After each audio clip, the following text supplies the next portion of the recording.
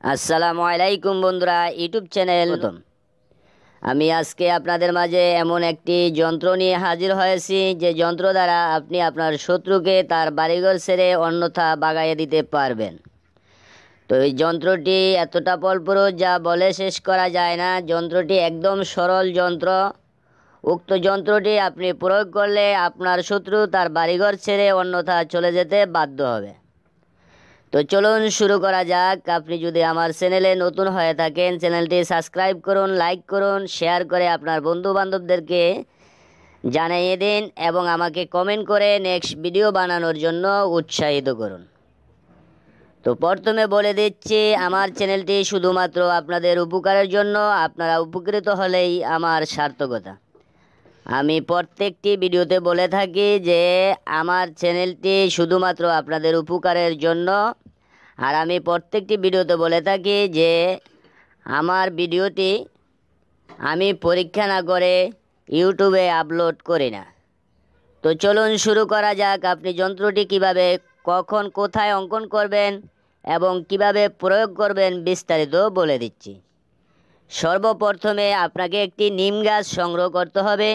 ওই নিম গাছ থেকে কিছু সংখ্যক পাতা এবং নিম গাছের ডাল আপনাকে নিয়ে আসতে হবে।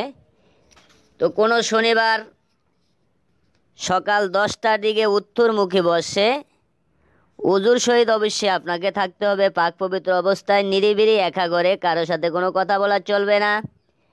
আপনার শত্রুর কল্পনা করে ওই নিম গাছের পাতার রস দ্বারা, নিম গাছের ডাল দ্বারা আপনি উক্ত যন্ত্রটিকে অঙ্কন করতে হবে। যন্ত্রটি যখন আপনার অঙ্কন করা শেষ হয়ে যাবে, আপনি কিভাবে প্রয়োগ করবেন বিস্তারিত বলে দিচ্ছি। ভিডিওটি না টানিয়ে শেষ পর্যন্ত দেখুন।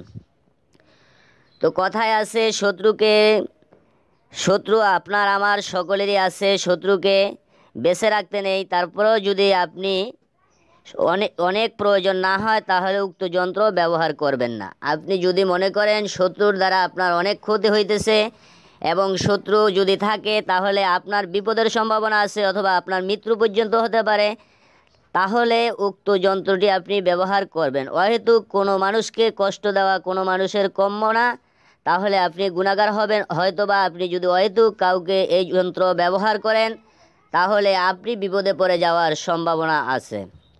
তো চলুন যন্ত্রটি আপনি কিভাবে প্রয়োগ করবেন বলে দিচ্ছি।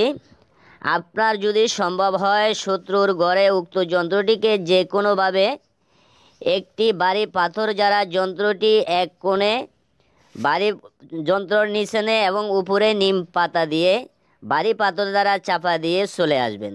যদি শত্রুর বাড়িতে আপনি না দিতে পারেন তাহলে শত্রুর বাড়ির কাছে যে কোনো জায়গায় উক্ত যন্ত্রটির নিচনে নিম পাতা রাখবেন, উপরে নিম পাতা রেখে বাড়ি যে কোনো পাথর দ্বারা যন্ত্রটি চাপা দিয়ে চলে আসবেন।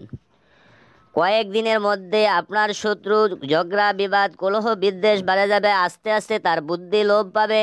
বুদ্ধি লোপ পেয়ে সে বাড়িঘর ছেড়ে অন্যথা চলে যেতে বাধ্য হবে।